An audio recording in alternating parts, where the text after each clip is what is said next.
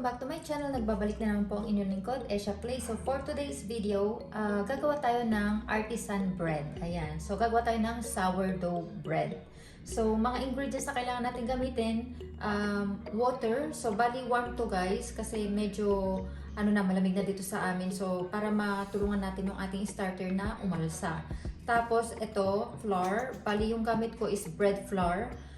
Yung iba gumagamit ng all-purpose flour, pero depende yan sa inyo guys.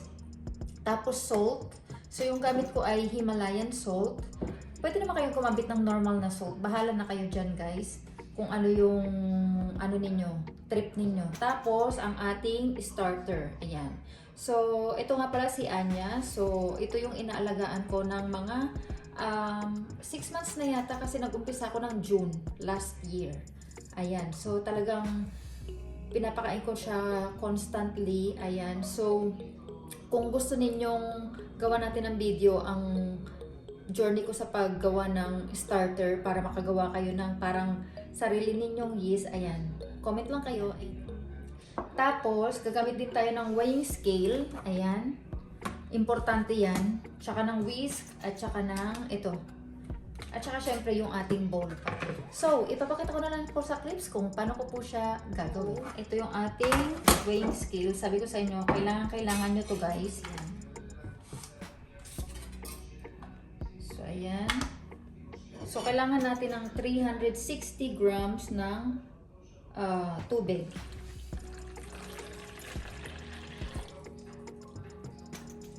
Ayan. So, kinulang na siya. So, dagdagan natin ng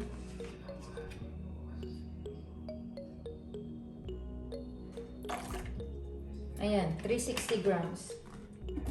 Tapos, yung ating starter, kailangan natin ng 100 grams na starter. Ayan, so nakikita nyo ba siya guys? Ayan siya.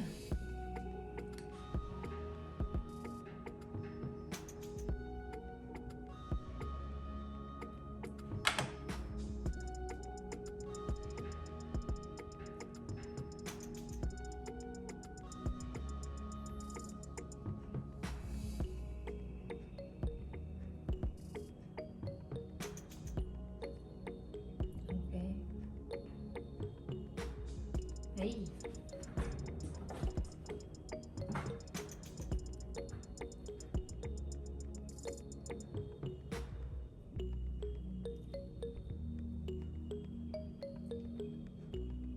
Okay, naging 108. Okay lang yan. So, i-separate ko muna yan and ating i-whisk yung ating starter at yung tubig.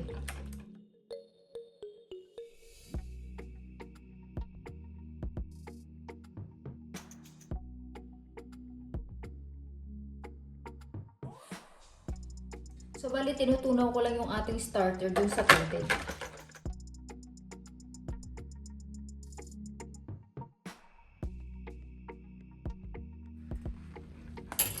So, ayan. Okay naman na siya. So, ibalik natin ulit yung weighing scale.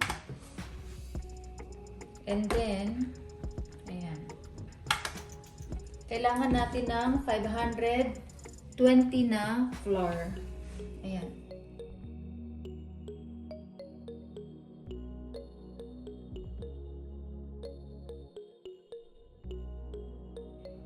Okay, 520. And then, maglalagay din tayo ng salt. At lalagyan natin ng 12 grams.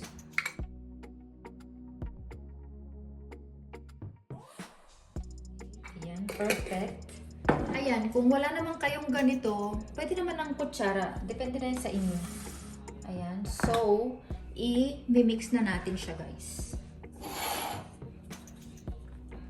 Gagawin lang natin siyang parang shaggy dough.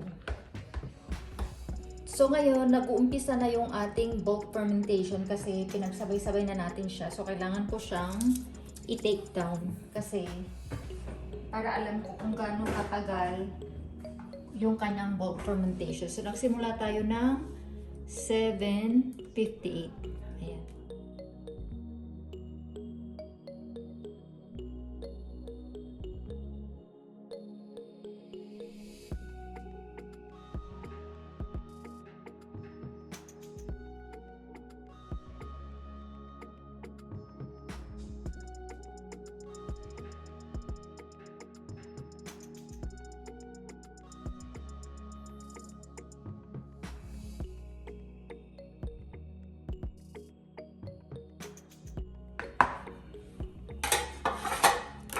So, eto na siya guys. Bali, ililive ko muna to ng 1 hour. Ayan, so bali, basa ito guys. Ayan, ganyan. Tatakpan ko lang siya. Tapos, babalikan ko siya. I-rest ko siya ng 1. So, I'm 03. Ayan, basain lang natin yung ating kamay. And then, mag-stretch and fold tayo.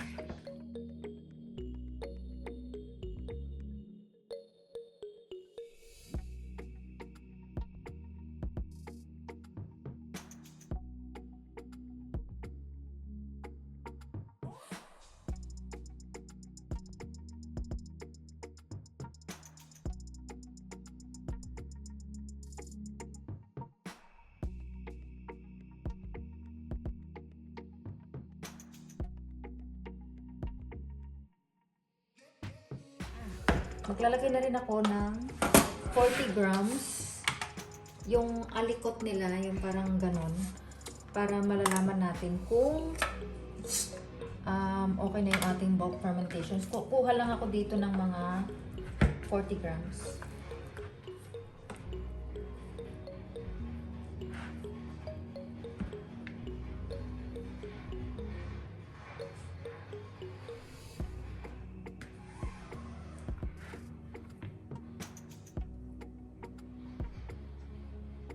Okay na yan, 42. Basain ko lang and then i-flatten ko siya dyan. Ganito yung ginagawa ko para matrace ko yung aking sourdough kung ano siya. Kung tumataas ba or umaalsa, ganun. So ito yung pinaka nakita kong method nila para matrace. Aside sa mga signs ng dough ninyo. Kaya, kailangan inoobserbahan yung dough. Ayan. Ayan, ano na yung ating, Tapos, dali, stretch and pull ko pang isa para,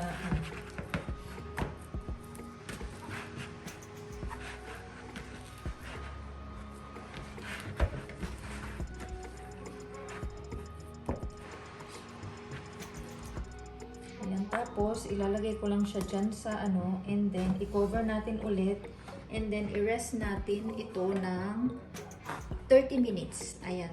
Lalagay ko ulit siya sa oven. So, it's 9:38 na. So, ito na yung ating second stretch and fold. Ayan.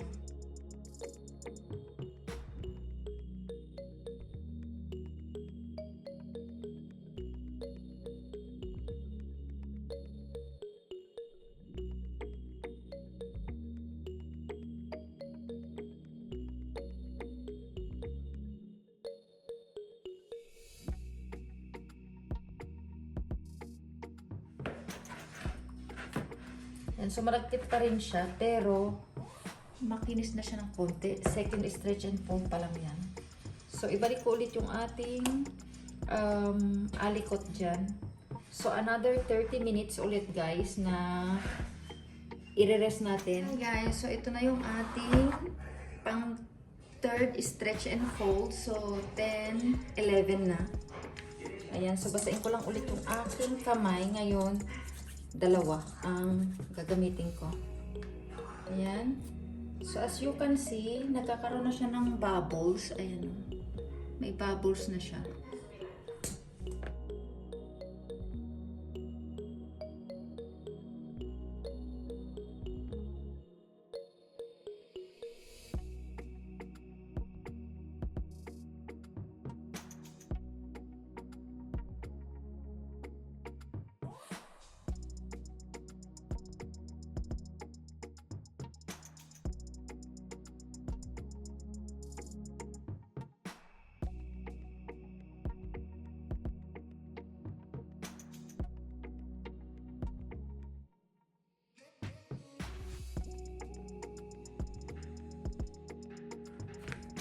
Tapos, ayan, pakita ko lang sa inyo ng malipitan. Ikita ba? Ayan, yung mga ito.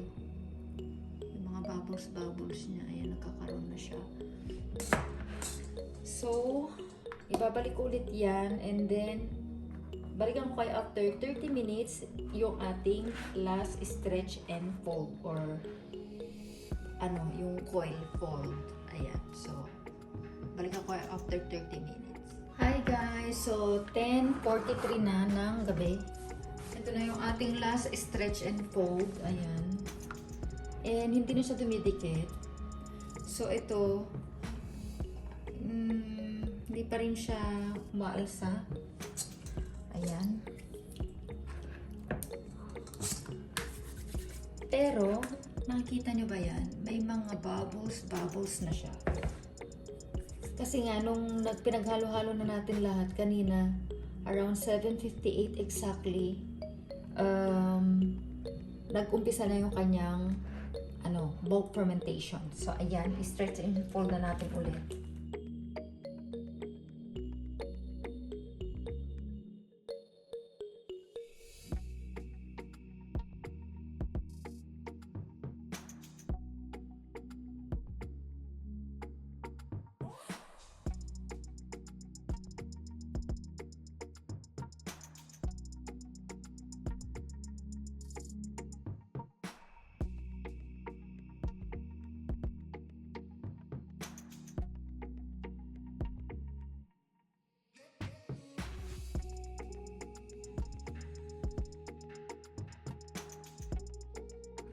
Ayan, so, huling stretch and fold na natin to guys.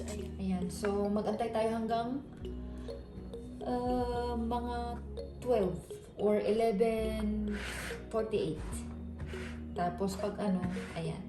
So, ilalagay ko lang to sa oven. Mas, siya, yung temperature niya is kontrolado. Unlike dito sa counter, malamig kasi, kaya yan, winter, so medyo malamig na mas bumabagal yung niya pag-alsa. So, ayun na nga. So, balikan ko kayo, balik-balikan natin ng mga isang oras. Ayan. See you later. So, guys, after 1 hour, check natin kung may something o So, ayan na yung ating alikot. Pero hindi pa rin siya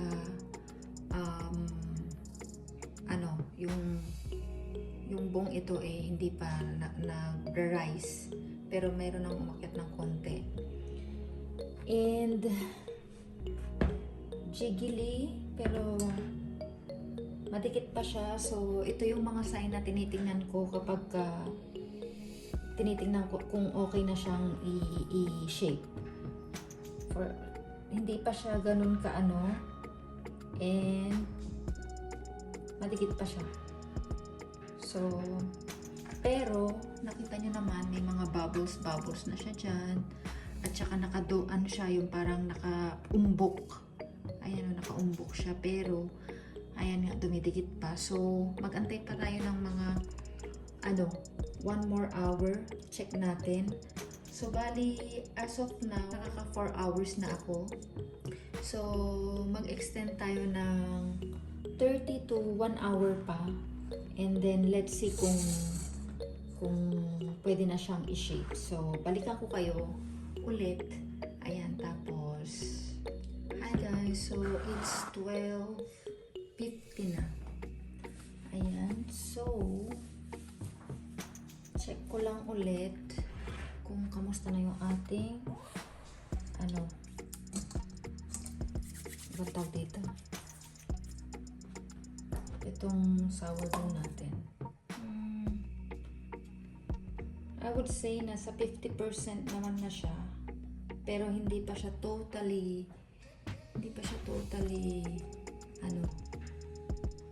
nag-rise. So 50%, kalahati na kasi siya, diba? I would say.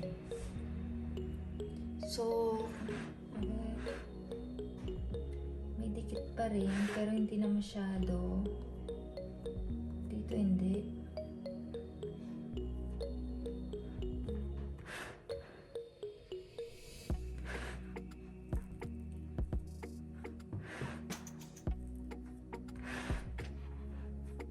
Ayan, umaano naman siya.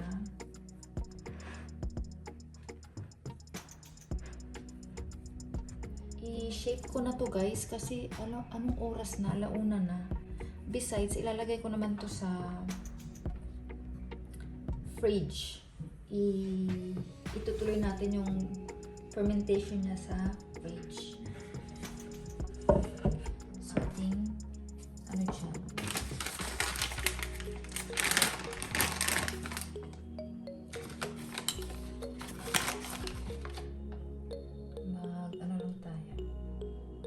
Sprinkle lang tayo.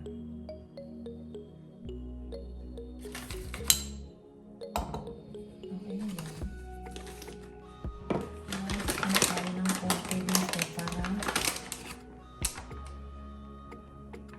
para hindi dumikit kasi baka dumikit siya. Ayan.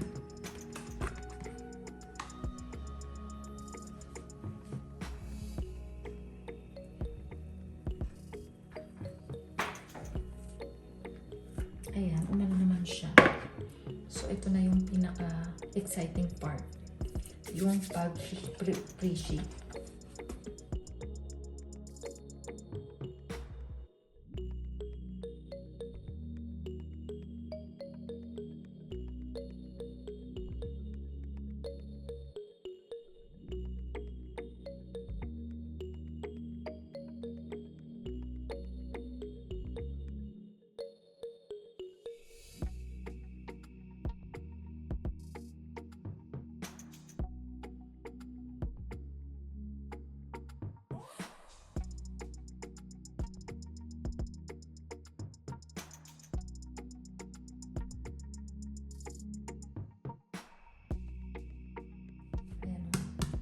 Ba yan? Napakalambot niya.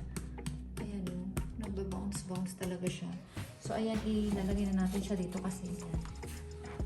Ayan. Tapos, lagyan natin siya dyan. And then, para hindi bumuka, yan lang natin siya.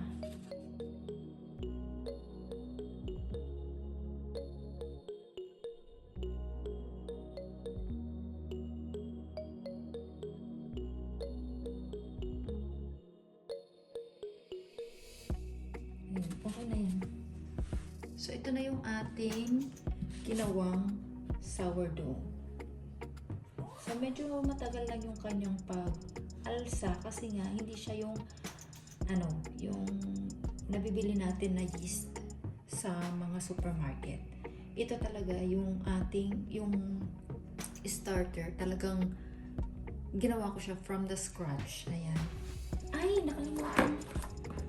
Mutang puti. Lumutang ko siya, girl. Isa muna natin yan para maano.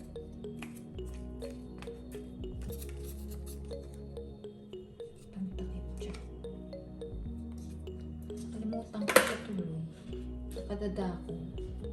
Hindi ko na naano.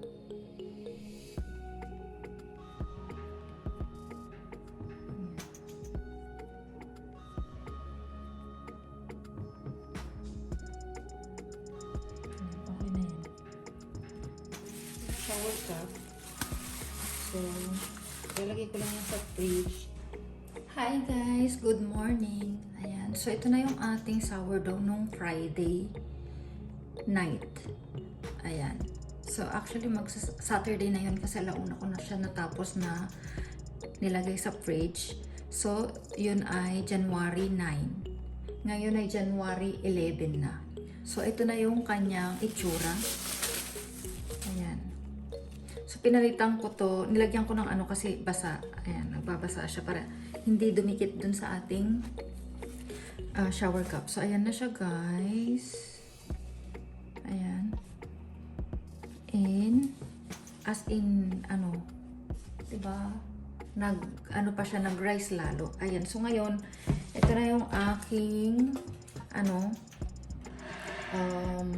kasya naman yata. Kasya naman yata siya. So, ilagay na natin ang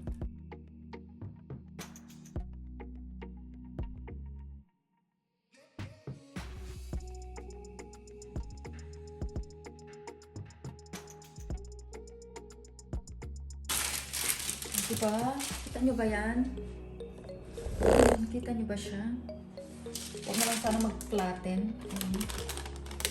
Ay, ang laki niya talaga. Ako nakayuko siya. Nakakuyukot siya. Ayan. So, hindi ko na yan lalagyan ng flour kasi may flour naman na siya. I-score ko na siya. So, sisimplehan ko lang guys ha. Kay hindi naman tayo expert. Ayan.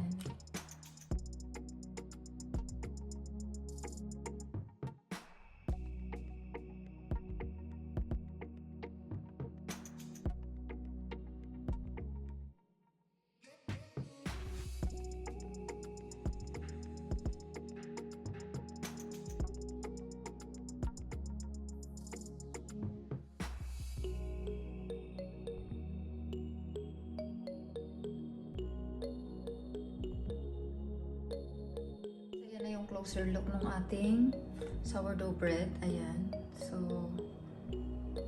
ilalagay na natin siya sa oven. So, ilagay na natin to. Meron din akong ice cube. Ayan. And then, ilagay natin yung ating ice cube. Para na-evaporate.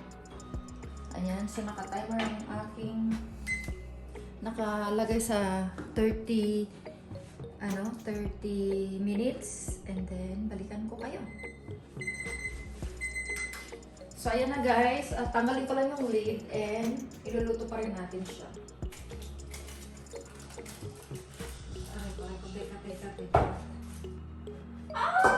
Look at this guys, look! Ayan, so 20 more minutes.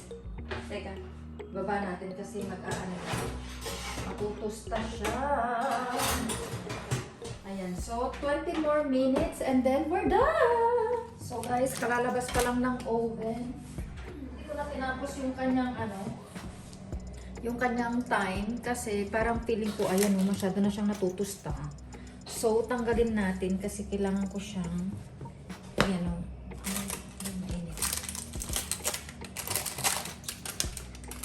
So, di ba ang taas niya? Nakakatuwa. Ayan na siya, guys.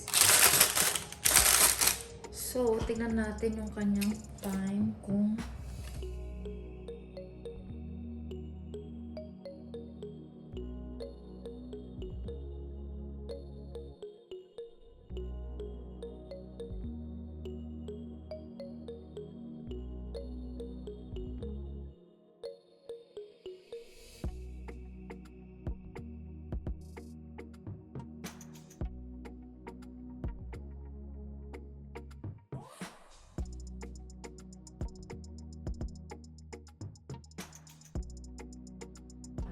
so, I'm fine with that. Kasi maluluto pa yan guys. Hindi pa natin siya pwedeng hiwain kasi hindi pa tapos yung kanyang cooling process. But, diba ang taas niya? Kikita nyo ba yan guys? Ayan, pakita ko sa inyo. Diba ang taas niya? Ayan. Nasunog lang ng konti. Sa susunod, ipapabrown ko lang siya ng konti. Ayan, buti nga binaba ko pa siya eh. Pero, hindi siya sunog dito. Or sa susunod, maglalagay ako ng another layer para hindi siya ganun masunog. Kasi nasunog talaga yung ibabaw. But, ayan siya. Ayan. So, hindi pa yan okay. Hindi pa natin yan pwedeng i-cut. So, mag-antay tayo mga 2 to 3 hours. Basta, bisuhan ko na lang kayo guys. Ayan. So, ito na yung ating sourdough bread. So, guys, ito na yung ating sourdough. Ayan. So, malamig na yan.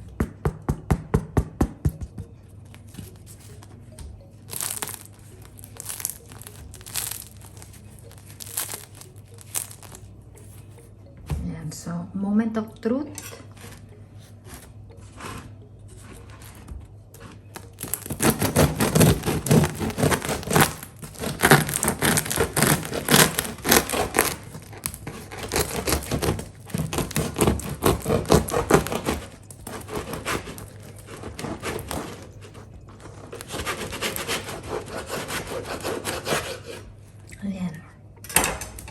So, tingnan natin sabay-sabay. Tadaan!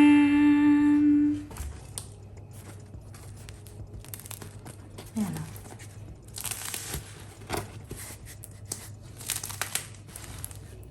Ang lambot niya. Oh my God. Ang ganda nung pagkakagawa. Diba? Ayan, kita nyo ba yan, guys? Ang ganda nung itsura niya. Diba? And, ang bango. Ayan. Ayan siya. Ang ganda niya pa. Oh my God. Ang ganda ng kinalabasan. Siguro pag ganito na lang natin hiwain para. Ayan. So, ito na po yung ating ginawang sourdough. I hope nagustuhan niyo po yung ating recipe and video for today. Thank you for watching. Don't forget to like, comment, and subscribe to my channel. Thank you.